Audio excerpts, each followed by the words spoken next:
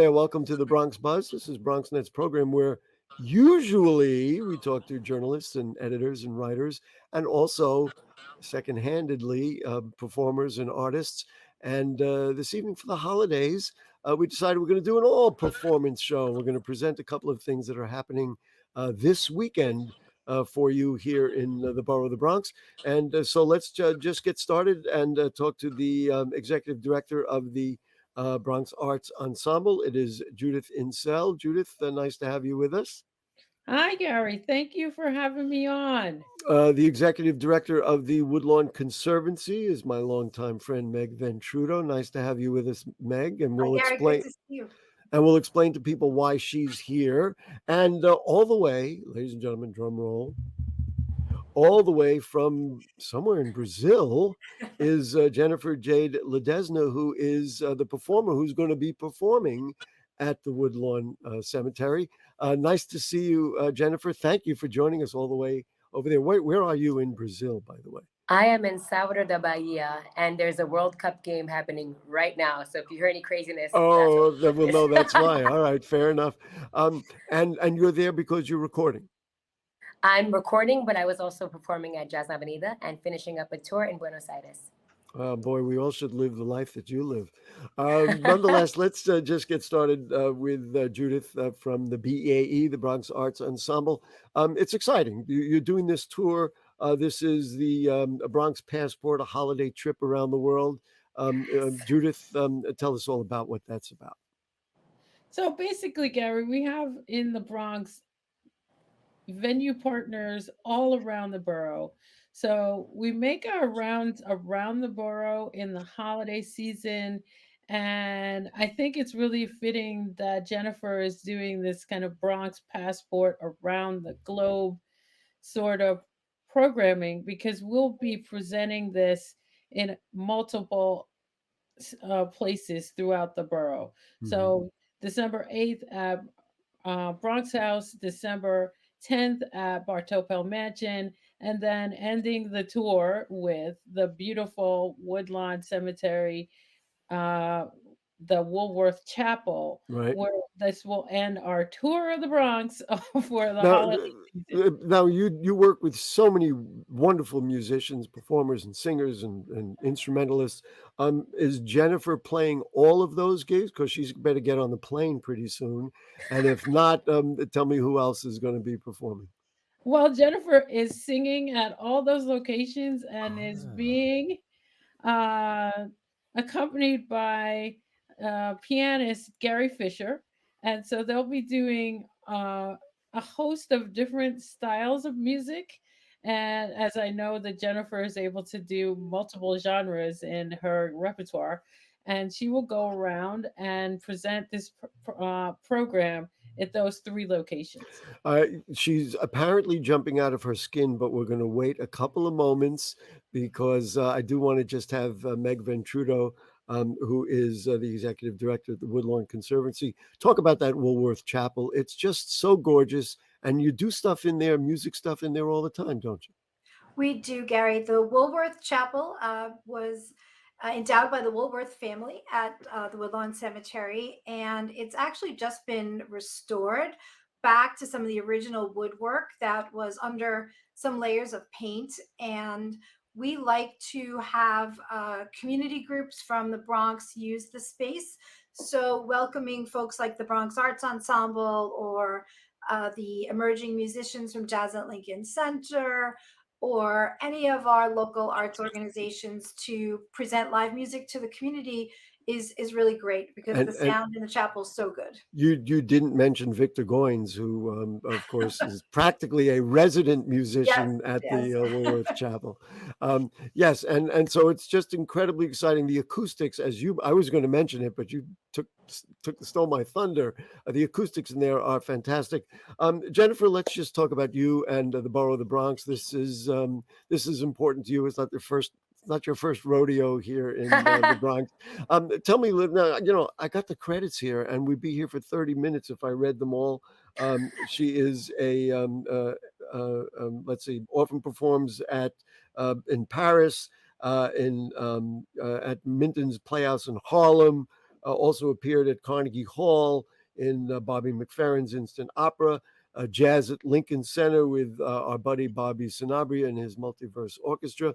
Tell me what kinds of things we're going to see at the Woolworth Chapel.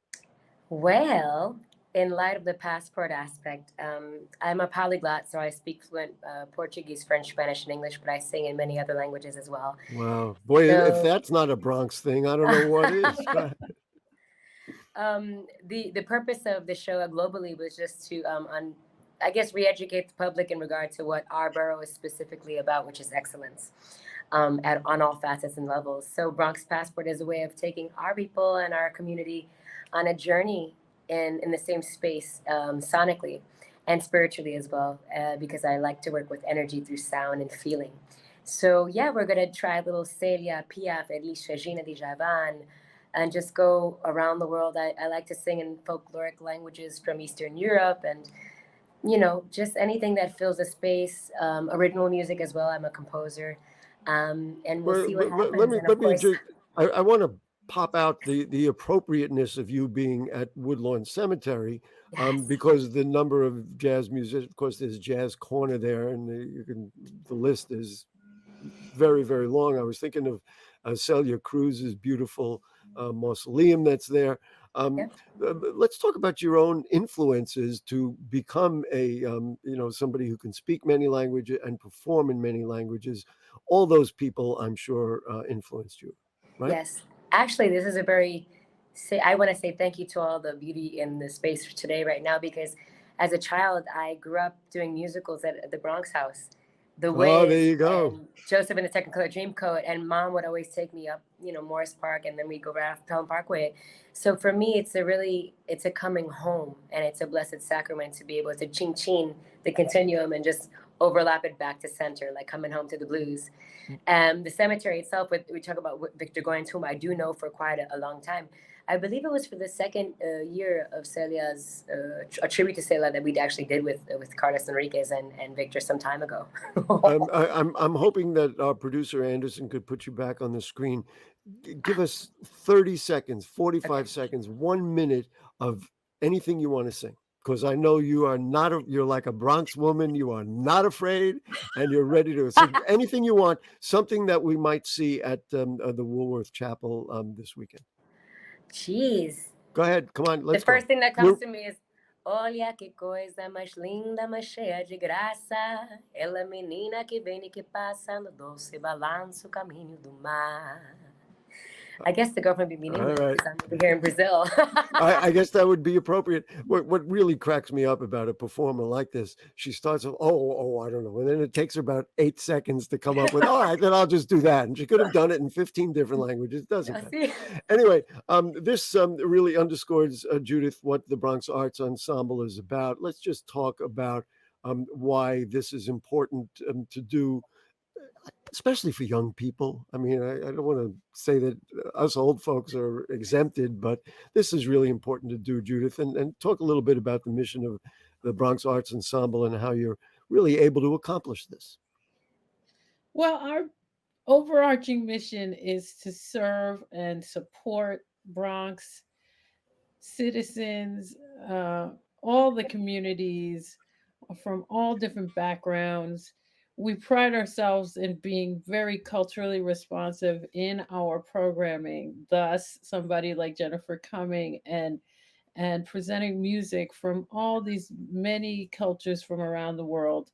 And also in our arts education classroom programs that we have throughout the borough as well, taking this culturally responsive approach to the people that actually live in our borough. Meeting them where they are and giving them support and enriching their lives through arts. It's such an important thing. No matter what's going on, we see the faces of the people in the audiences. We see the students in our classrooms. It just uplifts everyone who's involved. And for me, doing media in the Bronx for as long as I have, when I have, let's say, 3 people like this on here, the association to tell me that a great performer like this and the Bronx Arts Ensemble and the Woodlawn Conservancy. This, to me, defines the borough of the Bronx. Jennifer talked about, we're the borough of excellence. But this is a holiday story to me. Meg, you have some things coming up now. Let's see, you've got the Holly Jolly Tours, which is also this weekend, right? That's right. You can go on our Holly Jolly Trolley, which is a trolley tour of Woodlawn Cemetery, going to all the spots that are associated with the holidays. And name one. You had told me one earlier. Well, the Macy's holiday windows, and R.H. Macy is buried at Woodlawn. So there's a tour both Saturday and Sunday. And then Sunday, 3 o'clock, our friends from the Bronx Arts Ensemble will be there. So they do the tour at 12 and stay. Composers, right? Composers. Oh, yes. Irving Berlin. Irving Berlin and the person who wrote, Johnny Marks, who wrote Rudolph the Red-Nosed Reindeer. There you go. And Jennifer, I guess for you, this is a labor of love. In other words, you may perform in Paris, you may perform elsewhere, but when you come home to the Bronx, it probably means a lot. And I'm literally coming home just for y'all because I love y'all so much. There you go. Well, we didn't want you to stay too far away. Meg, I cut you off. You were just saying about when the time of the holiday tours. Oh, it's Saturday and Sunday at noon. Saturday and Sunday this weekend at noon. Yep. And the other thing I want to just give Meg a moment to talk about, because training young people, giving them opportunities, teaching them skills is something that Woodlawn Conservancy does and thinks about all the time. The Bridge to Craft Careers program is getting underway once again. Yes. Woodlawn, we like to say that we are more than a cemetery. Much more. While we have this rich arts and architectural tradition, we also provide some workforce development for the young people of the Bronx. And beginning in February, we will have our masonry cohort for Bridge to Crafts Careers. And then, landscaping in February. And then in March, our masonry cohort will start up. So any young person between the ages of 18 and 24 that's interested in a 10-week paid internship with job readiness in either landscape or masonry should contact us at woodlawn.org or at my email address that will be provided, mventrudo@woodlawn.org. So great. It's a great. We're almost out of time. It's a great opportunity. Get training, get jobs, etc. Let's give Jennifer the chance to give us the final word in any language you want. Invite people of the Bronx to come on Saturday to the Woodlawn Chapel. Come. All right, that was it. Beautiful. Listen, 3 great Bronx women, Judith from Bronx Arts Ensemble, Meg from the Woodlawn Conservancy, and Jennifer from the Bronx and from the world. Thank you all for joining us here on the Bronx Buzz. We're going to take a short break, and then we're going to go to one of the great arts organizations in the Bronx, the Bronx River Arts Center. So don't go away. We'll be back. Hey, boss. Okay? I said I'm fine.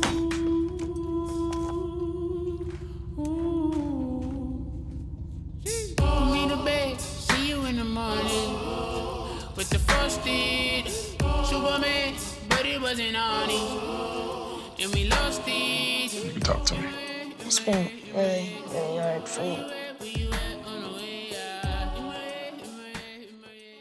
Found my heart out there in the open. Trees make you feel smaller. Can't help but get lost again. Feel the beat of nature at a park or forest near you. Find a forest and music inspired by nature at discovertheforest.org. You're not gonna get it all right. Just make sure you nail the big stuff. Mama! Like making sure your kids are in the right seat for their age and size. Get it right at nhtsa.gov/the right seat.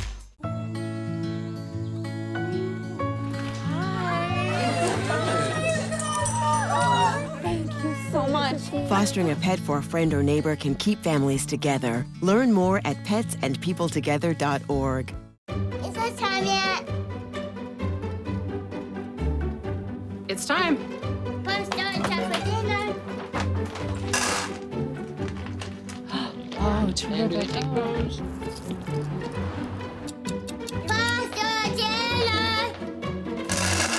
Donating pet food is one of the many ways you can help families in your community.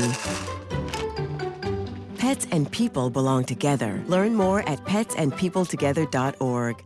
Okay, back with you on kind of a holiday edition of the Bronx Buzz. And we were at the Woodlawn Conservancy. And now we're going to travel over to West Farms and visit our friends at the Bronx River Arts Center, where they've got something fun going on. It is called Keep It in Fiction. Let us say good evening to Stephanie Young. Nice to see you with us, Stephanie. Thank you for having me. And she's also I guess, editor of Vellum magazine. And we'll say hello to a Bronx artist, Mark Torres. Mark, nice to have you with us, sir. Thank you, Gary, for me. I'm actually a Queens artist. Queens artist. All right, fair enough. But listen, if you're showing in the Bronx, we'll take you in as our own anyway. Stephanie, talk to me a little bit about keep it in fiction, and Well, what does that refer to? the show actually looks to, I wanted to look at the different fictional narratives that artists create in their work. So I asked each of the artists who participated to create either a narrative excerpt, poem, or video to accompany their piece in order to explore this idea. I think it added another dimension to the work because it gives you more insight into the artist's intention from a literary standpoint, not just a visual one. How did you select the artists? I mean, did you have them kind of pre-selected and said, okay, I want to do a show, and then I'll ask them about it? Or did you kind of do a little research and say, well, this one works, this one, that kind of thing? Well, because I have Vellum, I do a lot of curatorial projects in Vellum. So, and a lot of the artists that I was working with are very heavily narrative artists, as you would call them, meaning story. There's a lot of story in their work. So I picked them basically from Vellum. And when you talk to them about it, did they kind of get it? I mean, I am presuming that you picked artists who try to tell stories as opposed to just make some sorts of nice visual, work. Well, some of them were a little hesitant at first because Somehow I thought that was the case. they didn't fully understand. But once I gave them an example of what I was looking for, then they were very open-minded. How long did it take to put this show together? It took a couple months actually I to would put the think. show together. I had the idea because I answered Gail's call because they have open calls for curators. So that was several months ago. So I had the idea. I thought of the idea then, and then when she accepted my proposal, it took a couple months to get it together. Just so people will know, you mentioned Gail Nathan. She is the executive director of the Bronx River Arts Center. And thanks to our great producer, Anderson Peguero, you guys saw a nice look at the beautiful gallery that they had there. Marco, what did you think about the idea of kind of being conscripted to write to do artwork that reflected somebody's concept? Is that something you're comfortable doing? Or was it kind of a new way of looking at your work? Yeah, actually, it was a new way of looking at my work. It's hard for me to explain how my work is. So to put it in a text, it was kind of challenging, but it took some deep searching, and when I gave her what she needed, and I gave a poem actually, and it took control usually, but all in all, it came together, and I'm proud of what she put together, and I'm proud of all the artists that displayed at the show. We just saw some samples of your work. Talk to me a little bit about your inspiration, what you try to do, even outside of this Keep It in Fiction gallery that Stephanie curated. Sure. I guess before the pandemic, I was thinking about anything creative to express myself, and it took the pandemic for me to actually pursue in those, because I seen whatever was happening to us during the pandemic, and I wanted all my dreams and to see where, and also I use it as a mental art therapy You, to you express know what's myself. interesting to me is we had some very difficult things all of us went through during the pandemic. We all people died, obviously. Uh, then this was one of, and there are some benefits and things that we've learned. This was one of the benefits for you. Is it sounds like it gave you the time and space and do a little introspection, et cetera, et cetera. Yeah, definitely. Right? Uh, oh, I'm sorry. That's all right. But yeah, so growing up, especially as a male, like I didn't have a free space to like talk about my feelings or whatever uh thoughts I was having. And so when I actually engaged in the arts, it made it easier for me to express myself. Hmm. So in that way, It made me there was bury that. some there was some benefit to it. Stephanie, let's just talk about the Bronx River Arts Center as a venue for this kind of project. Mhm. I'm guessing based on how you described the process, this is a good situation. Whereas, of course, it's a big museum. There's 100,000 things to deal with. In this case, we have the space. You have the concept. You worked with Gail and the Bronx River Arts Center with the artists. Sounds like it was a good situation and a good place to show this kind of work. It was a fabulous situation. It was incredible to work with Gail and her team because they were very supportive about what I did. They gave me a lot of freedom. They didn't tell me, oh, you can't put that piece of work there. I had total, artistic license, so to speak, from a curatorial point of view. So I was very happy. And then they support you immensely when it comes to promoting the show and, getting the word out. And they're extremely supportive there. Yeah, and I was going to say, and getting you on TV on the Bronx And Buzz so getting that me you on could. TV. I mean, what more could I ask for? That's right. Um, also, talk a little bit about even some of the other artists. I mean, we were happy to celebrate Mark and his work. Mhm. Maybe you want to, because we tried to get some other people on, but we couldn't. Mhm. We couldn't do that, obviously, in the very short space of time we have. But talk about some of the other artists and the kinds of things they contributed that you think broadened the scope of this gallery. Well, one of the artists that comes to mind is Marianne Petit, and she works with paper, so to speak. So she does Hmm. dozens of things with paper, from paper cuts, from artist books, and she really contributed a lot because her work is very heavily, about story. So she was a great inspiration to have in the show and for my idea originally. Hmm. So, and then we have other artists like Jennifer Deppie Parker, who contributed a beautiful painting called Typhoon, which, and her poem was really interesting because of what's going on now. It talked about a first person's account of being in a natural disaster like a typhoon. So that was really interesting. And certainly in this day and age, that would be a kind of a topical thing. When a lot of artists, and maybe we'll ask Mark a similar kind of question, but Steph, will start with you. A lot of artists and even curators of programs, you do this, and then that begets the next one or makes you think about the next one. Did you learn something from this particular show that you say, wow, this works, this didn't work, this is something, or I'd like to jump off, or now I'm not going to do this ever again, and I'm going to do something else. How do you look to the future of your curatorial work? It definitely inspired me to do more institutions and museums. Ah, Because of my background, because of the magazine and I like getting out there, I do a lot of art fairs. So, that's more of a business kind of model. Even though you are doing something creative, you're also trying to sell work. of While in course, an sure. institution, it's all about the idea and the artwork pretty much. Right. Mark, I'll ask you the same question. Did you learn something in this process, or, and that makes you say, wow, I've done this. This was kind of interesting. And so I'll do whatever next.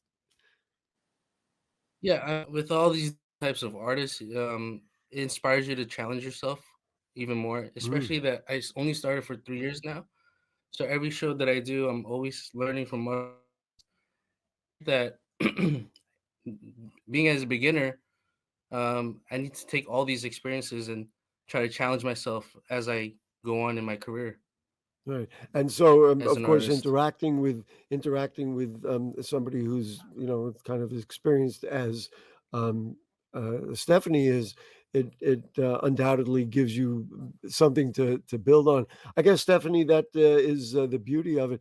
Let's just talk about. So now, the show is up for a couple more days. We're recording this Monday. It's going to air on Thursday, and Saturday is the close. Talk about the closing party on Saturday. I know that you and others are kind of excited about it. Let's invite people to it. And Bronx River Arts Center, right there in the center of West Farms. Go ahead. Yeah, it's going to be great. We're going to have a closing party. So it's always a celebration when we have a closing. And then just a little added element, I asked some of the artists to create like a little holiday mart where they could sell some, handmade items such as Christmas ornaments or prints or candles or stuff like that. And 25% will be donated to BRAC. Oh, that's wonderful. So if you do it, you're also making a You're contribution helping to the it. center. Yeah. Mark, a question. Maybe I should have asked you this before. How prolific are you? Do you work every day? Do you just do it on the weekends? Do you do it when you wake up in the morning and say, "This is the first thing I'm thinking about, so I got to create something, paint something, or make a collage, or do what you do"? Just curious about how prolific you are. Now, I don't have that much time. So when I do I have a newborn and I have 2 Oh, children and a congratulations! full-time job. Thank you so much. Like So like whatever so many time I have artists. in the Let's weekend, yeah. mm, uh, I used to be prolific, but I'm trying to, combine whatever new beginnings are happening in my family with my And work. then So yeah, it's kind of challenging got right it. now. And some time We to. we we got to run. We're Mhm. almost out of time. Mark Torres, artist, thank you so much. And Stephanie Thank Young, you. thank you so much. Thank you for your great work. People can find you on Vellum. They look for Vellum online. Is that how they do it? VellumArtScene.com, they can find me. There you go. Thank you so much for the great work. And let's get everybody out Saturday, beginning of what time? 4 o'clock, 4 At to the 8. Bronx River Arts Center over there in West Farms, one of the most beautiful and important spaces in the Bronx. So we appreciate your time and thank you for joining us. And thank everybody for being with us. Thanks to our producer, Anderson Peguero. Also, thanks to the folks from the Woodlawn Conservancy and the Bronx Arts Ensemble who joined us in the first segment. And to the sound of fire engines right outside my block here, we'll say good night. Happy holidays.